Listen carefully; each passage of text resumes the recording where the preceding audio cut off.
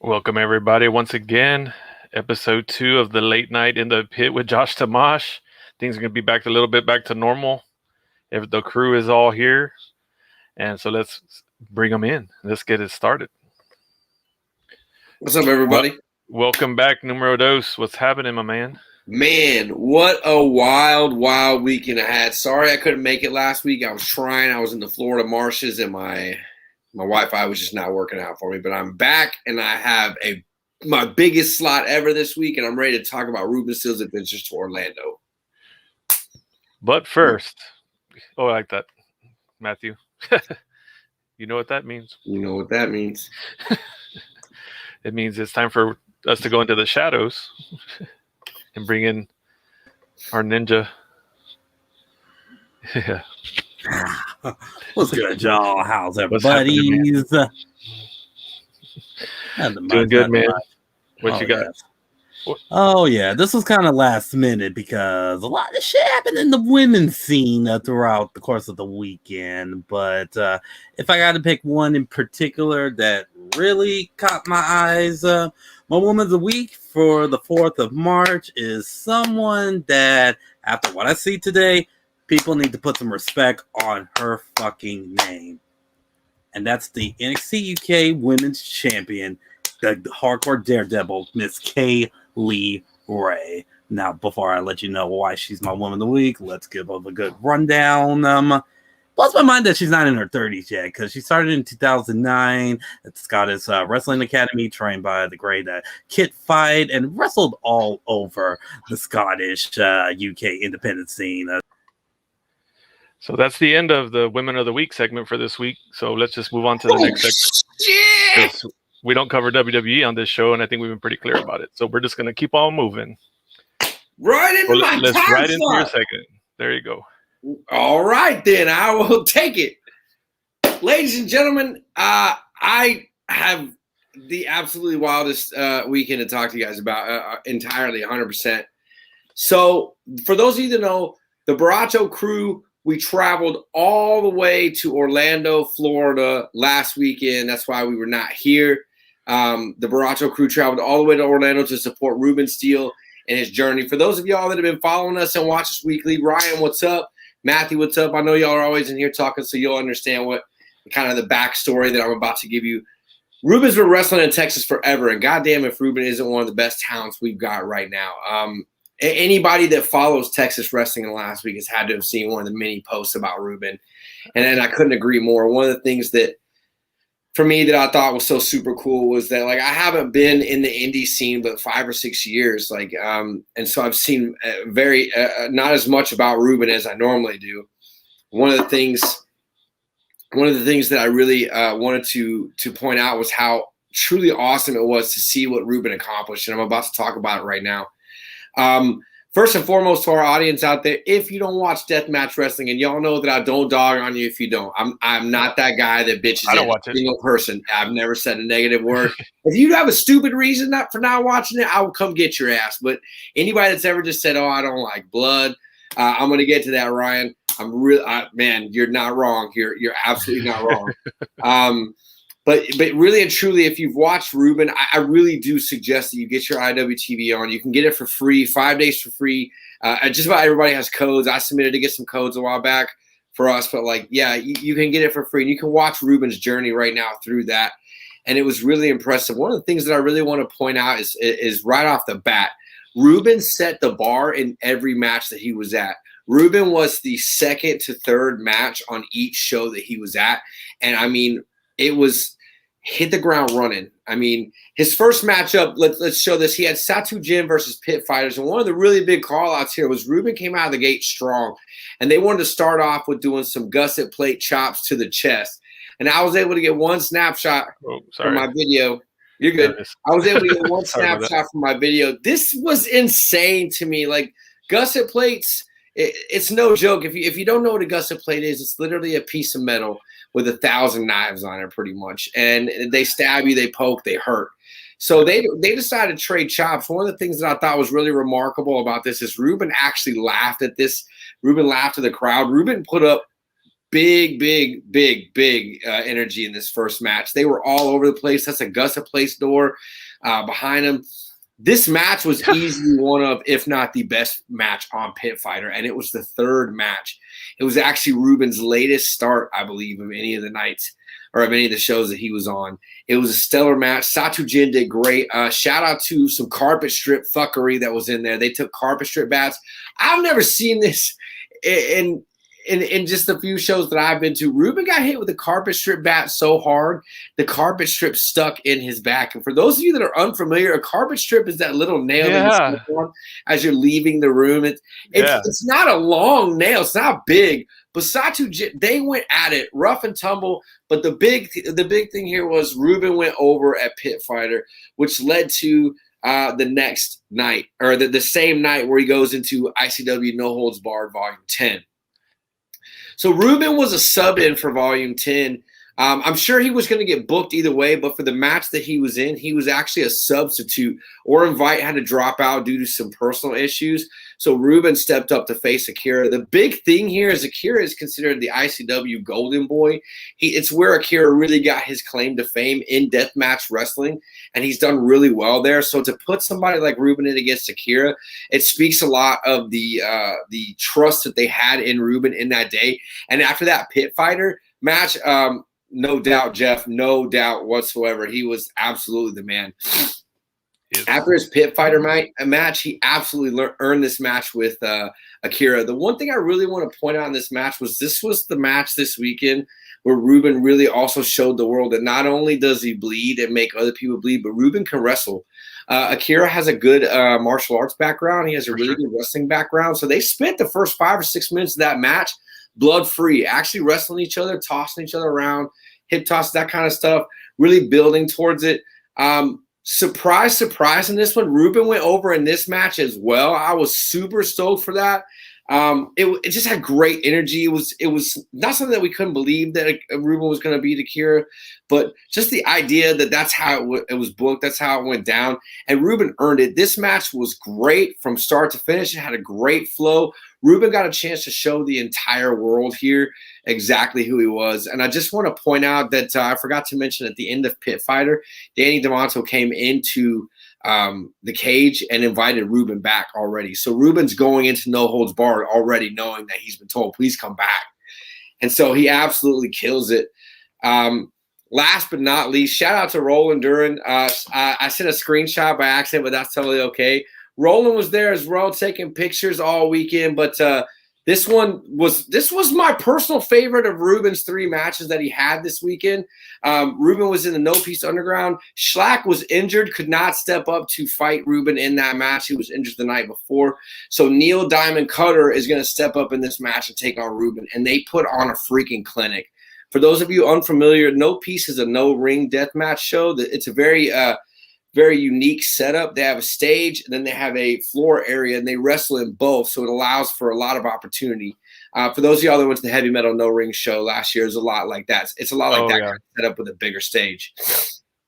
So in this match, what was really crazy to me was actually halfway through, Ruben goes through some glass, and he cut himself really bad here. I mean, you could visibly see it in the room that Ruben was not doing well. It was gushing blood. Ruben was completely unfazed. For the perfect trifecta, Ruben actually picks up the win here as well at No Peace over Neil Diamond Cutter. He goes 3 for 3, a perfect weekend, and absolutely sets the bar. I cannot vouch enough. I still have a few minutes in my own slot. I'm going to keep kind of talking about this. One of the things that I wanted to really point out, it was amazing to we were with Ruben the whole week, and him and Roland ended up going with us to Universal Studios that day. So getting to talk back and forth and really pick his brain about some stuff, it was really cool. Jeff said it best. Ruben is the fucking man. Ryan mentioned how nice he was, and that was just my thing too. Like just picking Ruben's brain, like seeing him go through everything that he went through. Roland says it best. 3-0, baby. I'm with it, Roland. It was a great weekend. Really and truly, Ruben showed the world what he was capable of. Well, we already knew. Ruben didn't just reach out for the brass ring. He got the brass ring and ripped the whole damn thing off the wall, so there was nothing left for anybody else to take. Ruben Steele is coming back to No Holds Barred. Ruben Steele is going to do a lot of things from here on out. And again, guys, if you don't watch Deathmatch Wrestling, I don't hate you for that. But if you love Ruben and he's your boy and you've ever rooted for him, I would definitely suggest checking those out. Ruben gave some international deathmatch wrestlers tough acts to follow. Like, guys had to really step it up to top Ruben. Texas was well represented.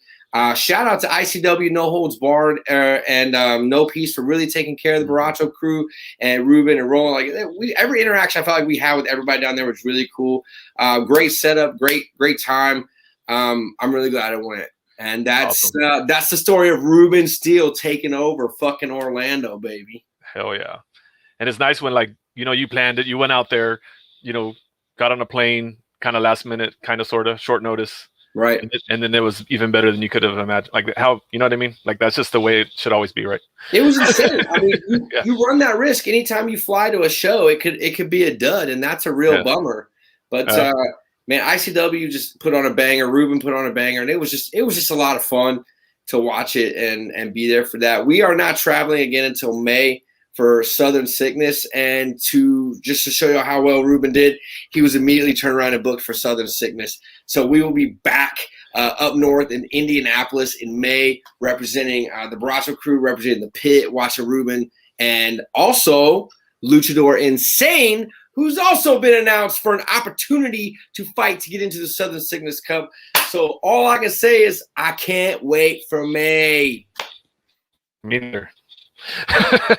For different reasons, but definitely cannot wait. All right, well, let's keep it rolling. And I think I got one more. Okay. One more plug. Heavy Metal announced that they are also going to run a deathmatch show in June. Keep an eye out for that. It's just an initial date, but lots of good talent coming down for that. We're really excited. I agree with Jeff. No Peace is an amazing. It's just awesome. Like, if you like deathmatch wrestling and you haven't seen No Peace, you have to check it out. It's unique. It's individual. They have really good storylines too. They have fluid storylines in there. So nice. Good check out. That's what we like. Well, you didn't do that trip alone. I did. Let's go ahead and bring in Numero Uno. So let's bring him in to carry on to his segment here. How's it going, Numero Uno? Hey, what's up? How's everybody doing tonight? Doing all right, man. You made it back from Florida too, huh? Yeah, it was such a great time. Very cool. Well, let's roll into your segment, then we can just carry right on along. All right, so we're gonna keep it short and simple tonight. GCW is running with the collective again, and they're bringing some. I'm surprised. They're bringing some new talent. They're bringing Hijo de Canes Lupus and Dragonbane. This is their first international tour for them. They have been touring like since the beginning.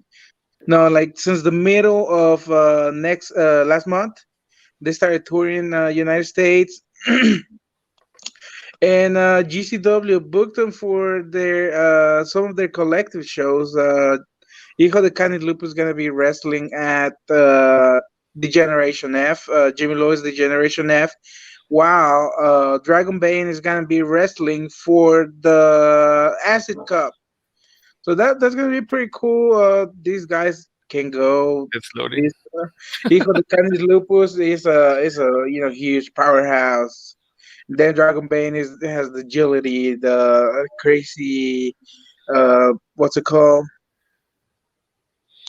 Fuck, I forgot. I lost the name, dude. No, the crazy move, the aerial moves, or the high flying style in of a cruiserweight. He is really, really good, really talented guy.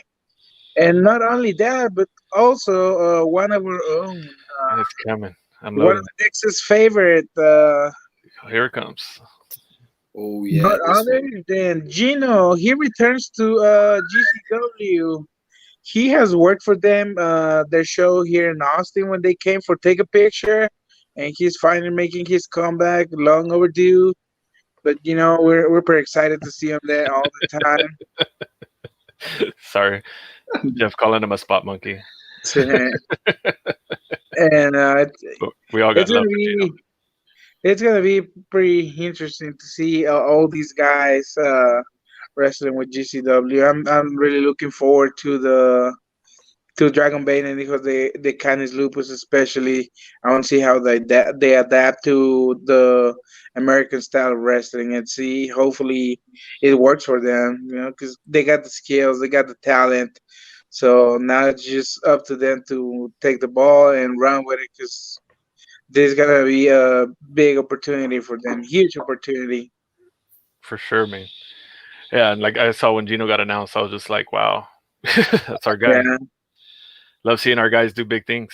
yeah, and you know, he was booked at the last collective, not the one in Indiana, but last year when they announced it WrestleMania week, for Right. WrestleMania week Texas forever. Yeah. in Tampa. He was gonna be at the Texas Forever show, Hmm. but you know, all this crazy coronavirus thing happened and shit went to hell, so everything had to be canceled. But now he's going back And finally. Gino showed out that show, that Take a Picture show when he came down here. He wrestled Blake Christian, and they showed Yeah, the fuck out, man. that was a good GCWA champ. match. Gino needs to be in GCW. Like for GCW to be doing what they're doing with their company, trying to distance themselves a little bit from deathmatch, but still be exciting. Gino fits that mold perfectly. I agree totally. totally agree. I agree. He's very versatile type of wrestler. He can do lucha. He can do wrestling. He can be a face. He can be a heel. He has the Yep. skills. He has the looks. People love him. Yeah. So you Well, know they he has mostly hate him, everything. but yeah, we love him down here. But a lot of people hate him, but it's because that's what he's supposed to do, right? Yeah, yeah. As the guy, So he's awesome. Yeah, he's a good guy. he will be perfect for the GCW roster for them to book him more often. Agreed. Yeah, I Yeah, agree on that. he's once he's in contract right now, but yeah, hopefully Yeah, his next one will be something like that. hopefully. Or even if without a contract, you know, just Yeah. book him more often on your shows because he has everything you need, everything you like in your promotion. Yep. So they I like to agree 100%. keep things interesting with all these styles of I wrestling. So agree. he'll just fit In the world. perfect in there. I agree with that. Yeah, In the world. It's only a matter of time before Gino takes over. Yeah. Like you said, Gino has it all. Gino can do it all. And he's a better heel, he's a better face. This is all about the level of exposure that he's got so far. As soon as the right people get the right eyes, dude, Gino's gonna take over. 10 years from now, everyone's gonna know Gino. I mean I agree. everyone. Agree. yeah. Hmm. Awesome. All right. Well, Well, y'all have a good night. Appreciate it, man. Welcome back. Thank you. We'll see you soon, man. Bye. Very cool. There's some big names, people we care about there too at the end there. I mean, I was saving that Gino one. I'm glad he did it that way so we could, I mean, that was the one. Yeah. We know we support Gino. He's been on the show. So very cool. So as we go, let's go to Japan now. Like I said, we're catching up. We're making up for lost time from last week. We were missing a lot of people, but we had Poodle Bro is here, so he can pick up where he left off. What's happening, my man? What's up? Hey, glad to be here. We got a lot to cover, 4 shows and major things, so let's go right to it. Bring it on. Hold on, you know what? I forgot to share my screen. Wow, what a rookie move. You know what? Okay. Boom. Okay, it's shared now. Okay. Not the worst move so- that's happened tonight. Yeah, right? Oh, yeah. So, okay, so first we're going to talk about the big match between Moxley and Kenta. Shockingly, great match. That wasn't the shocking part. The shocking part was that Moxley actually kept the belt. Exactly. I was so shocked. I was like, what? I Everyone- was too. But when you think about it, if this Forbidden Door is open, it gives more eyes because you're going to see this belt mentioned AEW. I hope so. So, and then I you hope start so. bringing some guys. You can have guys like Juice. He might even defend it. Who knows? But maybe long term, it makes sense. Plus, with everything that's happening with the belts in New Japan right now, which I'm going to get to, keeping a U.S. belt here in the U.S., I have no issues with that. So I'm happy. Great match. As usual, it kicked ass. Well deserved. Next. So last week, we talked about Marty Scurll possibly being with New Japan. Dun, dun, dun, dun. Nope. It appears that a lot of wrestlers were not happy about it. The fans were not happy about it. So New Japan said, Sorry, Marty Skrull, we're not gonna need your services. So unfortunately, he's not. That ties that up. However you look at it, he's Yeah. he's not gonna be part of New Japan. So don't know what he's gonna be doing, but not with New Japan. So now we're gonna go. Yeah, exactly. So now we're gonna go to the Castle Attack shows. So it is a tale of two cities. Night one, whatever. Night two, one of the best shows of the year. But we're gonna talk about night one. So first, we have Toru Yano actually was able to beat our guy from San Antonio here, Chase Owens, now he's still the KPW champion. It was actually pretty decent match. Can't complain. So he still keeps his own little championship. Next, we have Jay White versus Ishii, one of the best matches of the week. And as you see here, Jay White got the win. And this is a very different Ishii match because he actually his ribs were injured. So the whole time Jay White was working his ribs. So it wasn't the same same powerful Ishii that we're normally used to that doesn't get injured. He was actually hurt. So he was hurt. But yeah. Jay White worked over the ribs, got him. Now we got it. Jay White, he's back. He's back to his old awesome self because we're still in the Jay White era, Switchblade era. Switchblade era, that's what I say, yeah. Hell yeah. Okay, this was a match.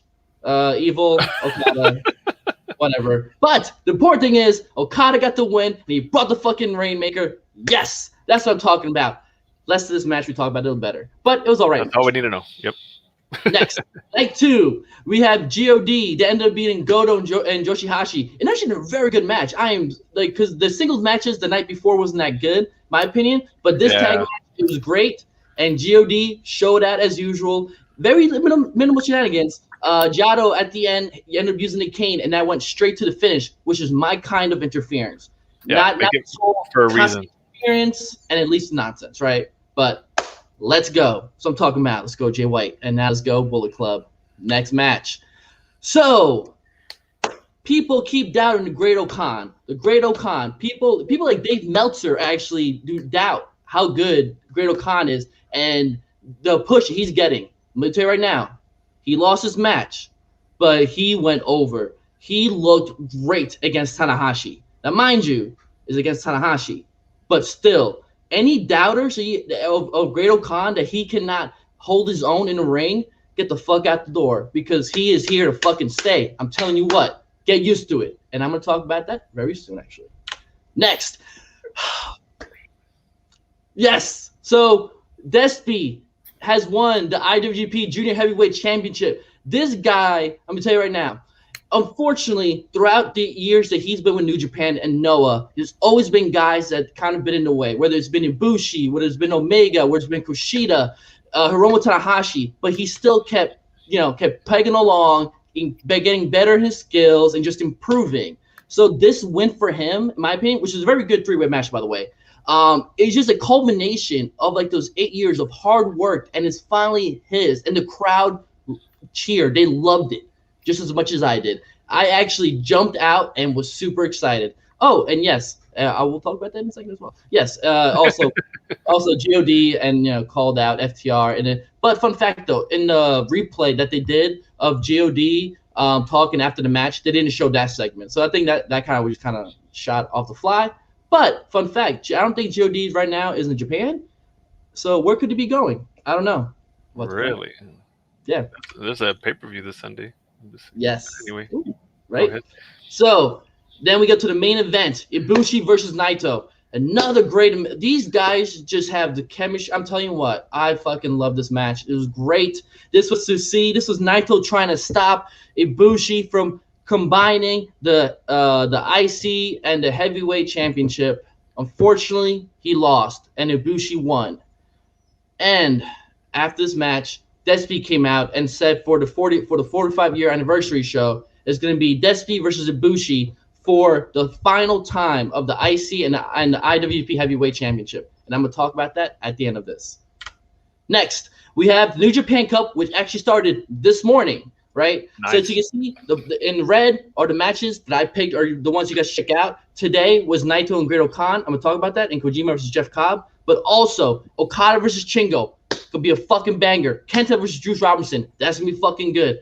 Gabriel Kidd against Zack Sabre Jr. I'll tell you right now, a lot of people are sleeping on Gabriel Kidd. This guy had a great career in the UK before he actually came to New Japan and became a young lion. So this match is gonna be amazing. I'm gonna fucking go mark for it. And of course, Tor Henare versus Jay White. I love it. So Jay White. That's all you gotta say. Exactly. So today we had the 45th anniversary show. I'm gonna quickly talk about it. We had Kojima lose to Jeff Cobb in the first round for the for the cup, and it was actually a really good match. I can't complain. It was two hosses going up against each other. What do you want? What word do you want? Yep, exactly. Shocked. Remember I was telling you about the Great O'Khan is gonna do big things. He beat Naito. I know. He just beat the former champ. He made him tap out. And look at that. And Mocking him with his own fucking look. Yeah, I saw that. That hurt me. You know, Dude, Naito's my guy. I'm telling you right now, don't see the Great O'Khan. I'm telling you right now, that's a big fucking win. That right there. A couple years from now, future champ. I'm telling you right now. And then last, in a great match, Ibushi beat Despy for the heavyweight and the IC title. Now, this is the big news. The IC title and the IWGP heavyweight title are no more. They're being merged into the IWGP World Heavyweight Championship, right? But a lot of people have some issues. Now, mind you, this is not uncommon in Japan. Back in the 1980s, All Japan Triple Crown is called the Triple Crown because there's 3 championships merged into one. Back in 2007 or something like that, when Nakamura beat Kurt Angle, merged 2 titles to become what we know as this beautiful belt. The difference is that the lineage ends right now. They're starting over brand new. So this great history that we have with these titles are no longer going to be around. And that's the issue a lot of people have. Now, there's bums like Chris Charlton. I love Chris Charlton, but he's trying to put over the fact, like, don't worry, the history will always be in us. We will never forget it. Fuck off. Like, okay, it doesn't matter if it's always in our fucking heart, okay? If I don't see the fucking roll call, then it's fucking pointless. So, upsets me. It upset a lot of fucking people. Even the Japanese people are very upset. Even Tanahashi, fucking Tanahashi, when they showed a video of him like on the commentating, he looks so fucking angry. And you never see him angry. It's fucking Tanahashi. He cries about everything, and he was so pissed off. It's very upsetting.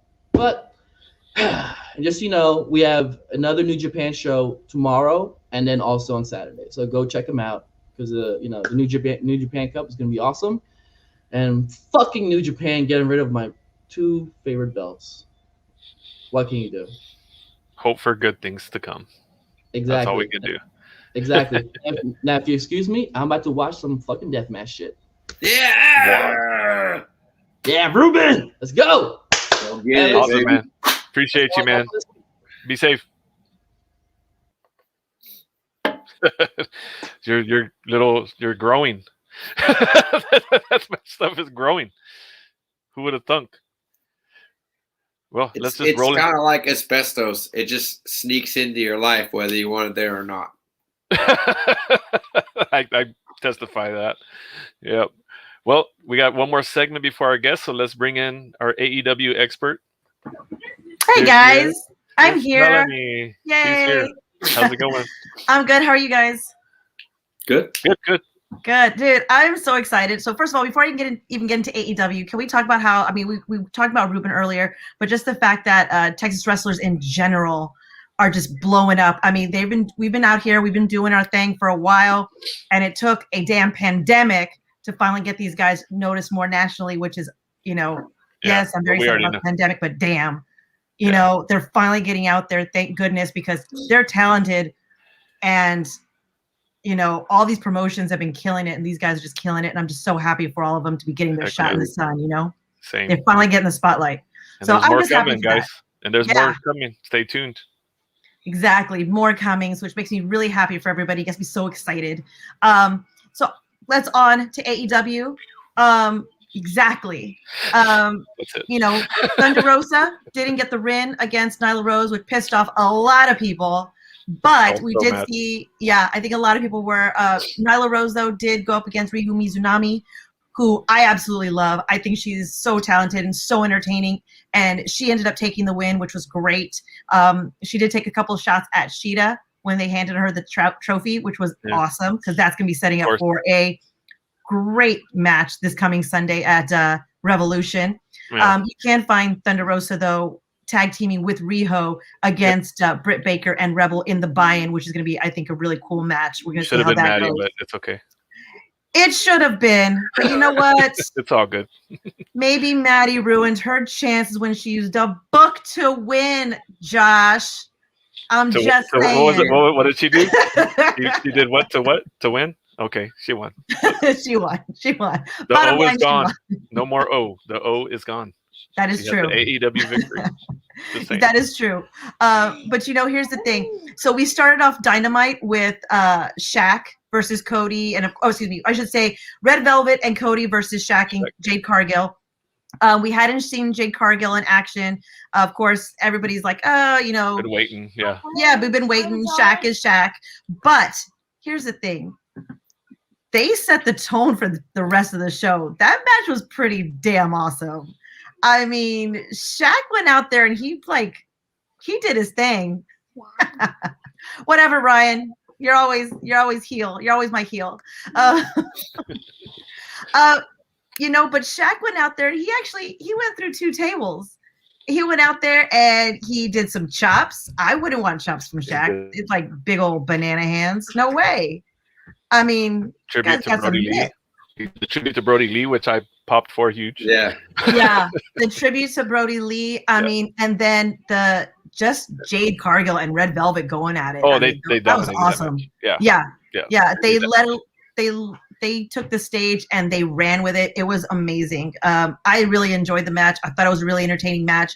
There were no gimmicks. Like I was expecting Shaq to do something silly because, I'm sorry, that's what I've been trained to see out of celebs going into a ring from another company. And there was nothing like that. There was no foolishness. It was straight wrestling. And they let the ladies have the stage. They gave the guys a moment. And Shaq took a spot. He trained for 4 months strictly with them just for this match. So he was taking it serious, guys. He took it seriously. Yes. Yeah. And you know what? He was really coordinated. For a guy who's never wrestled a day in his life and is only trained for 4 months, he looked really coordinated out there. And he took it like a champ. And I was really impressed. I was like, just amazing. The other thing is they brought in Onita to explain the barbed wire death match. And I think that further solidifies their relationship with New Japan because he's the originator of the barbed wire death match. So for him to come out and give the rules, the exploding barbed wire death match. So for him to go out and it was nice to see his blessing on the match. Yeah. It really was. It's a lot. It's a big deal. It's like the Undertaker and Mankind saying "Good luck in your Hell in a Cell match." Yeah, exactly. So it was a nice little send off for him to be able to do the rules and everything like that. The rest was kind of like a regular Dynamite. We're setting up for Revolution. We're setting up for the go home. The go home. We're setting up all that for the pay-per-view on Sunday. We're setting up for everything. I think the other big pop moment was the fact that they're introducing a new 4 horsemen. They finally brought back Sean Spears, who's been MIA for a couple of months. He came out, helped FTR win, and Tully. And they're teasing one more on their social media. They're teasing one more. So. Yep, and there's gonna be a new Hall of Famer coming in, or Hall of Fame quality, because we got to see Paul White introduce that. So no more BS shirt. I want that shirt so bad. Yeah, no more BS. That was awesome. I popped for that too. Yep. So there's going to be a lot of new stuff coming in AEW. So I'm very excited for the next coming weeks, guys. A lot of stuff coming. Very cool. Right. Well, we'll let you go. All right, guys. You're busy. Thank you so much. Bye, guys. Bye. Bye. Yeah. We had to squeeze that in there, but our guest has been patiently waiting this whole time. So I don't want to waste any more time. Not that we've been wasting time, but we're running out of time. So let's bring in the guest for the evening. Mr. Danny Chance, how are you, sir? How y'all doing? Nice to be here. Pleasure. Thank you for having me on the show, guys. Welcome to the pit. Thanks for joining us. Yeah, of course. How you guys doing? Doing good, man. Just trying to get through it. I'm badass. Yeah, down here too in the valley, and just trying to get through it. Yeah, I'm not far away. I'm just in Kingsville, so yeah, I know what you mean. Yeah. Yeah. So what we normally do, we like to bring talent in to kind of educate the masses. Mhm. Like people that might not know who Danny Chance is. Okay. So that's what we're going to try to go. So let's teach everybody who Danny Chance is by starting at the beginning. Okay. So Well, what made Danny Chance want to be a wrestler? And then we'll get to the school stuff. But yeah, no, for sure. We'll get to that later. Well, I grew up watching wrestling, as any other wrestler would tell you, man. I grew up as like in diapers watching, wrestling back in 1994 when I was born. Just growing up watching wrestling, I had the old, figurines that were like this, where one of the hands are out, they're like that, the dolls and everything, all that. And then watching, Shawn Michaels, The Rock, and then thanks, Ryan. And then I'm jealous. I got envy. But anyway, what really hooked me in though was watching the Hardy Boys. They were my Jeff Hardy and Matt Hardy, my idols. So very cool. Once I became a wrestler, once I started training, then I realized, more to like Shawn Michaels, Randy Orton, people like that, more technical in ring. But I still do the crazy stuff. I still do the daredevil stuff. Like I try to pay my homage to Jeff Hardy and the guys that came before me. So rewind a little bit. You said been watching since diapers. Was it a father? Was it an uncle? Was it a friend? My family, my whole family. My dad would put on Raw or whatever was playing. My brother would be watching. My sister, my mom, everyone. So like every wrestler that we've had, they have that moment. Like you're at a show or watching the show. Like what was the moment that you were like, "Yep, that's what I'm gonna do." I know you had the fans and Jeff Hardy and that, but like there had to have been a moment. Like there was a moment that you went from I'm going to be an accountant to I'm going to be a wrestler. Like not literally accountant, but you know what I mean? Like career goals changed. Does that? I'm gonna be honest, man. Like if everyone has like a true calling in life, this is mine. This was mine from the beginning. You just knew it. I grew up like it's in it's my blood. It's in my heart. It's just I grew up with it. I had the figurines. My brother and I would play fight with the couch cushions and everything. I just grew up, jumping off of my parents' roof, doing trips on the trampolines and stuff, like into pools, anything, anything. And then, once you move down from Chicago to the Valley, that's when the opportunity arises. You can, get your training here. And so I was 16, turning 17, like a week later. And so, it's been literally 10 years since I started. Yeah. Holy crap. Yeah, I'm 26, turning 27 in 2 days, and I have to go do a show in San Antonio. So, yeah, like it's crazy. It's crazy. That Jeff Hardy or the Hardy Boys Edge and Christian ladder match at No Mercy 99 is absolutely like probably one of my favorite matches ever, if not. It was something like, to me, it's anytime someone mentions like the Hardy Boys being like an early fan, like that match broke like everything. Like you heard about that, and that was like the internet wasn't big back then. Like you just word of mouth. That match got around word of mouth. So where was the point where like watching Jeff Hardy, like what really like the Hardy Boys, what got it for you with them? Like what was that spark for you? It's all like I think honestly, like people don't really pay mind to it, but like the production like behind it, like the camera angles of it, like it's like his stunts were like he was his own stunt double, but like in real time, if he messed up, he got hurt. And like you would see it like with Mankind, like he broke his body for the business, right? So watching Jeff and like jumping off the ladders, like ledges, doing the swanton, I believe it's like Bubba Ray Dudley, doing the leapfrog leg drop, all that stuff. When he got speared over the ladders through the table, and then got speared from Edge, all that. And then I think going back and watching some of the matches, the one that I think to me stood out the most was him versus Undertaker and the ladder match. Yes. And it was like he was like he's a young kid.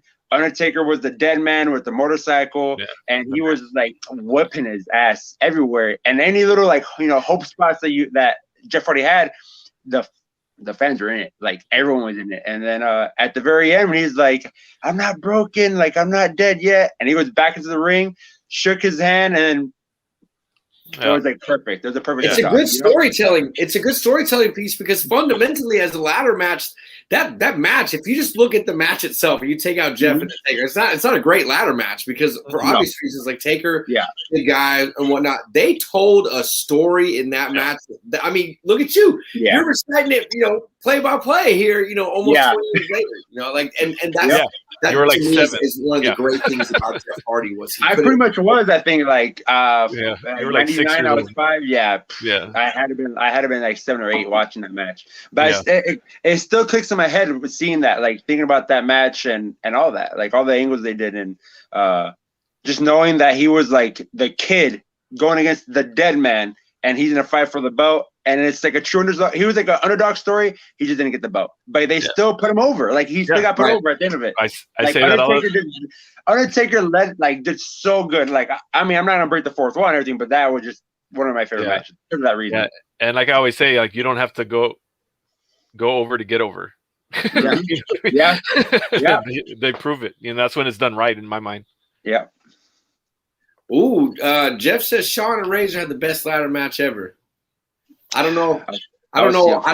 That's such a fine line because that's like the golden era versus now. Like I don't know, Jeff. A one-on-one ladder match. I'm biased in that because I'm with them on it. It was the first. They had the first ever ladder match.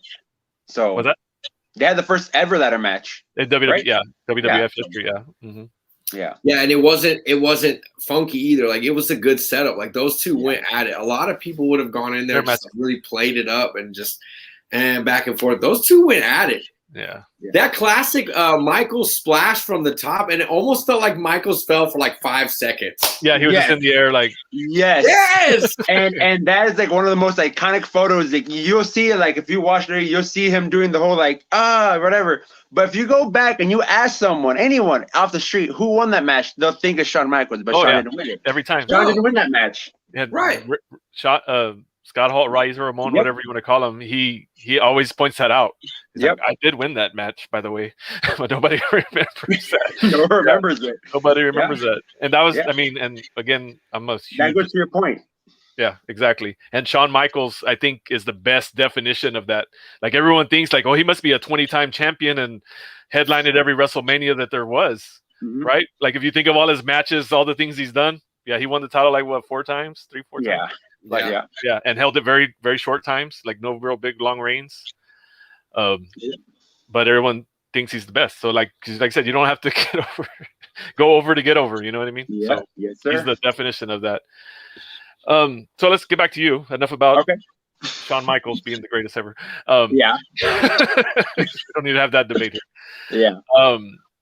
So you've been wrestling for 10 years. You came from Chicago, but you started your wrestling career in the Valley. Yeah. You've wrestled, of course, all over the Valley. And Western Revolution, your shows that you've been doing lately too. So what kind of, I don't know how to ask this. Usually we say like, there's a make it moment when you're like, I'm doing what I've been wanting to do and here's my goal. Like have you had that moment yet? And if not, what would it be to be like? I've had. So I would probably have. I think you probably have, and I'll get to that in a minute. Yeah. With me, it wasn't until the guys that were running Revolution, they brought down Ray Rowe a couple of times back in 2016, 17, or around there, before he was doing the New Japan, before he was doing the Ring of Honor stuff, or right when he was doing the Ring of Honor stuff. Yeah, it was during Ring of Honor. Yeah. Yes, there you go. So like, it wasn't until I was wrestling him and Jax Dane and Shane Taylor, and then we brought down Keith Lee eventually, and like Rob Conway, all those guys. Wrestling Ray Rowe and Brenna Dane up on the balcony at Cena Ray watching us. I was just, I guess, how I was like working with Rowe. I'm not gonna, again, I don't want to break the fourth wall, but how I was working with Rowe in the match and how everything was going. He was like, hey, like after everything, like we want to book you over here for our promotion in Buddha, which was PWT Pro Wrestling Texas. Yeah. And then that's when I was like, oh, like I'm actually better than I think I am. Like I thought I was like, okay, decent, because I'm not going against like this level of talent. Sure. And then sure enough, like, hey, like you can hang. If you can hang, you can bang. So then that's how I started off. And then from there, I got certain connections. And then, now I'm doing shows in Mississippi, Louisiana. Yeah, And guys, then you've been out of Texas here lately too. yeah, yeah. And then from there, I got connections to guys in Florida. So whenever they want to open up their stuff and go back. So yeah, man, that like that he. I love that it Ro- was in Cena. I love that it was Yeah, in Cena too. By the way. yeah. Ro really helped me out. Like he was like mentoring me, like with like things that I could like work on and stuff easily. Like that's where kind of like That's when it was like, yep. click, and it was just that's why we're doing certain things. So Cool. That's a big moment. yeah. Oh yeah. So, kind of spitballing off that, you've now fast forwarded and you're working on so much other stuff. How do you feel like you, at this point in your career, how do you feel like you're doing in the business yourself? You know, like I know you feel like you're doing great, but like when it comes to like how you feel like you should be, where you're at in life, where you're at in wrestling, how do you feel like you're doing so far? I mean, I feel like the best answer to that is if anyone's ever content with the life the way that is, then they should just quit. You know, I'm never content. Yes. So I'm always trying to be ambitious, and if I ever feel, or if my wife ever sees me and I'm like slowing down, either I'm on my own ass or she's on my ass, like, hey, step it up.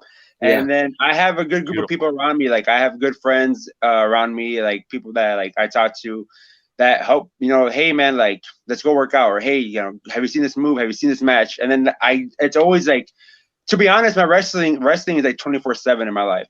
So like, and that's just how it is. And that leads me to where I was kind of teasing earlier.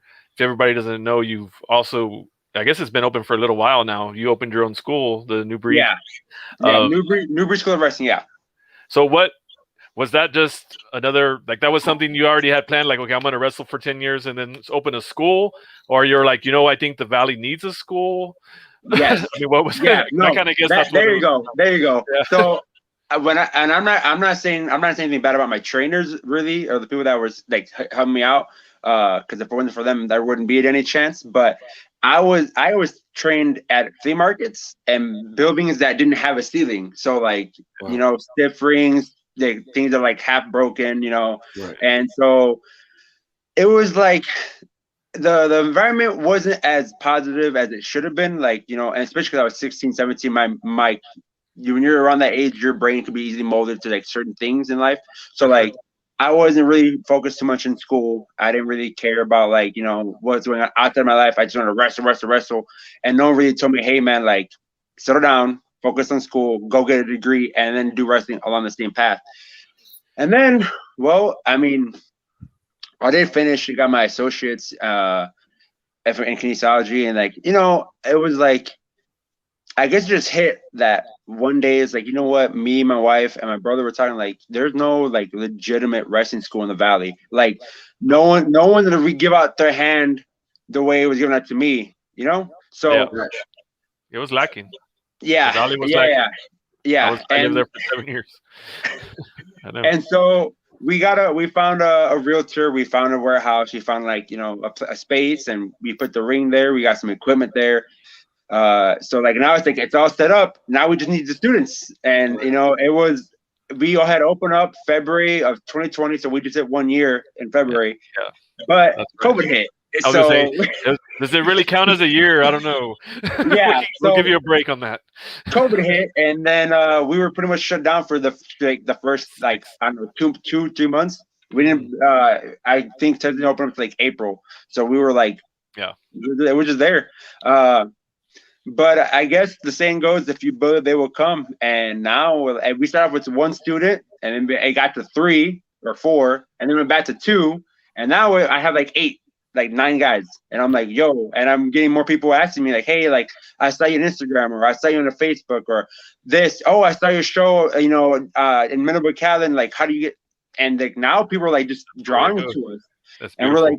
Yeah, and like, you know, so now we have guys have been doing this since like May of last year, and we have guys that just started this year. So we have like gaps, and they're helping us. Like, hey, like the advanced students, they got things they need to work on, but like, you know, there's the guys that maybe if I explain something to you or to them, it doesn't click.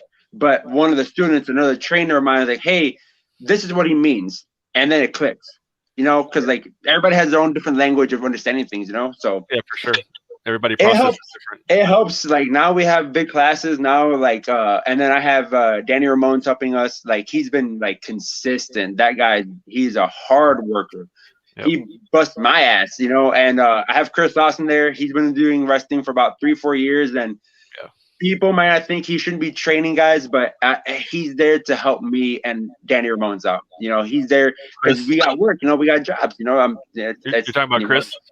Yeah, Chris Austin. Okay. You know, and so we need. You know, if I want the school to have a good availability throughout the week, 2 guys can't run it. 1 guy can't run it. I need a group of people that can be there. And Austin has always just like, if he doesn't go 100%, he goes 110. He always steps up. And that's why I have a good group of people around me. To get a little shout out from a promoter here. That's pretty cool. What up, Jeff? Yeah. Hey. Jeff's one of the best in the business too, by the way. Just anybody that's putting that out there. I'll put it out there. So Jeff we've gotten to ask a question like this so many times this year that we won't get to ask again this lifetime. What was it like opening that school and then COVID hitting? Like, I mean, you said you guys opened in February and like mid-March we were shut down. Yep. Yeah, it was stressful. We were worried about, you know, the bills and everything. So if you want to get technical with it, me, my brother, and my wife, we put our necks out on the line, like credit, loans, going and filing all the taxes. You got to get all the names, LLCs, all these obstacles that, you know, from the outside, you don't see it. You know, you only see the tip of the iceberg. You don't see what's underneath it. So it was stressful. And thankfully, the landlord there, he's the coolest guy. Like, he's super chill. He's like, hey, you know, I understand, you know, so he used our security deposit to pay for those 2 months that we were out. And he pretty much, he hit us up. He really did. So he came in clutch. And when we opened back up, you know, it was still hard because people were still scared to go out, you know, like, like right now, like there's people, I wear my mask still. Like, I'm like, yo, like, just because, you know, no more masks. Nah, I'm still wearing my mask. Absolutely. So that's how it was back then. It's like, I don't know if we can be going out and touching each other, you know, like there was no, like, no one, even the CDC, no one had a set like rules, like this is how you gotta do these are you gotta do things. And it's just, it was hard. So what was that? I would say when you deal with the unknown, like, how are you going to know? Yeah. So it was hard because, you know, again, like what I said earlier, we had 1 student, we had like up to 4, went back to 2, and their bills got to be paid somehow, you know? So there we were, just paying bills because we believed in it. Like, my wife believes in it, I believed in it, my brother believed in it, and we're like, you know what? It's gonna come back. It's gonna help. So, you know, it was a struggle month after month. We're putting our own money into it, you know, keeping it surviving. So it really is. It has our blood, like our heart is pumping that fucking school. And then now, like, thank the good Lord, it's self-sustaining. Now it's like, hey, just show up. We'll work with you guys. Y'all know what to do. Y'all know what to pay. Right. We're straight. And then now we can keep going. Just focus on work. Focus on what's there for you. Yeah.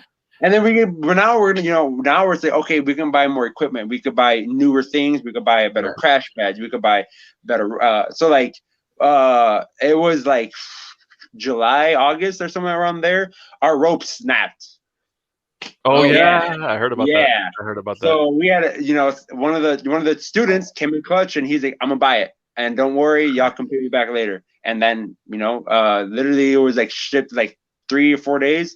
And then there I was with 2 of the guys just going to work. And that's my first time, me, as like someone ever doing work on the ring like that. I was like, what the fuck do I do? And then the clams, all kinds of things. And so buying the turnbuckles, the hooks and everything, it was stressful, but it took us like about 3 hours, 4 hours, and it was easier than we thought. So, but it was stressful, man. It was so stressful. But thankfully, you know, like I said, if you build, they'll come, and we put our own, like we put our blood into it, we put our lives into it, we believed in it, and now it's doing well. Now it's doing good. Man, I feel like everybody that comes out of the Valley has some of the best fan base out there. Like, we have guys come on this show that are, we've had guys that are international on this show before, and we've not heard a peep. But the Texas guys from the South, y'all always have a fan base. Like, y'all always have people that show up. Anyone in the Valley have to drive the longest distance. Guaranteed. If you live in San Antonio, you live in Corpus, you gotta go. Let's say you gotta go to Austin, Houston, Dallas. Us in the Valley gotta make even longer drives. So if I'm telling you, man, like some of these guys are like, oh, like I gotta drive all the way to the Valley. Like, bitch, I gotta drive out of the valley and drive back into the valley, bro. Like, what you talking about? What are you talking about? Yeah, Right? don't Crimea Like, River, right? Yeah. I have like whenever we do the shows for like Mississippi or Louisiana for BIW, Which he's done. I leave. I think it's like I leave Saturday morning, like at 4 a.m, and I don't come back till Sunday at noon. Ugh. Yeah. 14 hours of drive, 14-hour drive there. Yeah. Then the show, tear down, 14-hour drive back. That's the thing that, you factor in the drive, and everybody's like, oh, well, I've driven that before. It's like, yeah, but did you go wrestle, work a show, break down a spring, get back in your car, and drive all the way back? Right. Yeah. When was the last time you got in a car and drove 14 hours not to a vacation? When was the last time you drove 14 hours to work a 15-minute match and do, and be there? I got a 30-minute commute to work. Like, give me a break. Right. Like, you know what I mean? Like, so come on. I think so. Me as far as vacation wise, my wife and I, we went on our honeymoon. We went to a cruise that went off of Jackson, Florida. So we drove all the way there and we drove all the way back. On the way back, I drove 15 hours straight, and she drove the last 3 hours or 2.5 or whatever. That now. Besides that, wrestling terms, I did a trial in California, and I was like, hey, it was me, my sister, my mom, and my wife, and the 4 of us drove to California for me to go do a tryout for All Japan Pro Wrestling. Yeah, that's and then I tried though. I've driven to California from here. It's beautiful. Yeah. And then we did this. We stayed there a little longer in San Francisco because they were like, oh, you want to be a part of the show? Not to mention, I was going to say that was Northern California, guys. For the record, that wasn't just like I got in California. Well, you went through California. That for perspective, that would probably have been a 24 to 28 hour drive, like right? Yeah. Oh, God. Oh my God. It was. I think El Paso is halfway there. It took us 12 hours to get to El Paso, and then the next 12 hours to get to California. Yeah. Probably for more than that to get to San Francisco from there. Yeah. But and then I so I was just like, whatever. You know what I mean? We stuck around because the guy there said that we could be a part of the show, and then I met Ultimo Dragon there, talked with him for a little bit, and other guys like Psychosis, I believe he was there. I don't recall, but I really talked to Ultimo Dragon like 3 or 4 times. Cool guy. And then we stayed, and then hey, all right, time to go back home. And so while we were there, we saw my mom's side of the family. that are in Bakersfield, California, and then we just drove back. And like it was a bitch, bro. Like it really was, but we did it. We did it, and like I had that support system. Like so. If it like my family, so like my family, my wife, my friends, like it's around me. So like, I don't know. I'm always trying to stay ambitious, like I said. It's a beautiful thing. Yeah. Beautiful thing. So ambitious. So I'm wondering, now that you've kind of shifted gears to being more like you have a school, so now you have students. Mm-hmm. Like I know main eventing a big card is probably good for like you'd be pretty stoked about it, but how stoked would you be when you see like your students start main eventing? Oh yeah. Or, like what kind of goal is that? What kind of goals do you have for that?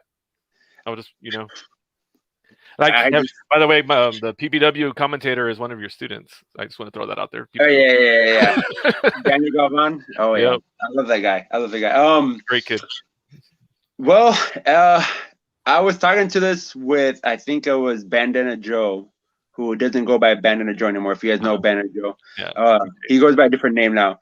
And I was telling him like, man, I can't wait to see like one of my guys go win a belt, not in WR, not in the Valley, I wonder how that's gonna feel, And he was like, it's gonna feel a good way because think about the guys that taught you, and like I was helping them teach you, and then you're going out and winning belts in other companies. Like how do you think that made us feel? I'm like, good, but like I never experienced that, So it's gonna be. I feel like it's gonna be like a heartfelt moment. Like I do wear my heart on my sleeve, so like I'm not like scared to cry in public. I don't like if I'm happy, if I'm feeling genuine about something, I'm gonna feel it. Like don't tell me not to, Exactly.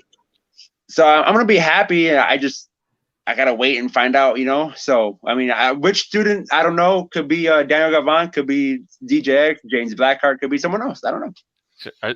I did like his cameraman spot at that Rumble that y'all had there, man. That was pretty sweet. Sorry, Richard. He did sick catches, man. Hell yeah. It was so cool. If y'all don't know, look it up. That's all I gotta say. Well, man, so here in the pit, when we bring in our talent, we always end with a little segment that we call the Go Home segment that I'm going to get to introduce. What we do is do some rapid fire type questions with they're like one like quick answer questions usually. Mm-hmm. We say it's a 5-second count, but it's like an AEW 5-second count, so it could be like 20 seconds. But 10 questions back and forth, like 10 from each of us. So then we ask the question, Danny Chance, are you ready to go home? Yes, I'm ready to go home. Rock and How roll. many hot dogs can you eat at once, Danny? 2. Okay. Would you rather lived in 1870 or 1970? 1970. Where is somewhere that you've been that you never want to go again? Colorado. Oh. Wow. Would you rather wear a clown nose or a clown wig for the rest of your life? Nose. Shoes. I would go the wig, just saying. That's just me though. It's a bigger area. This is just right here. Shoes or sandals? Shoes. If you became president, what's the first thing you would change? The mandate masks again in Texas. Nice. Where in the world is Carmen Sandiego? And California. All right. If you were invisible for one day, what would you want to observe? I don't know. I don't know. I don't know. That's a good question. Cool. It happens every time. It's good. What's your favorite song? Black and Yellow. Oh, wow. Would you rather go to the beach or the mountains? Beach. Where were your keys the last time you lost them? In my bag, my work bag. All right. What's the difference between a cupcake and a muffin? They both suck. Oh. I hate cake. I don't like cake at all. Cupcakes, nothing. I don't like cake. I don't like the breading. Marvel Universe or DC Universe? DC, Danny Chance. Gotcha. What's the worst gift you've ever received? Socks for my grandma. Yeah. When you're putting them on, does it go socks and then shoes or sock shoe, sock shoe? Socks and then shoes. Okay. Do aliens exist? Yes. Agreed. My last question is, what time is bedtime? When you're sleepy. All right. You should have one more question, just saying.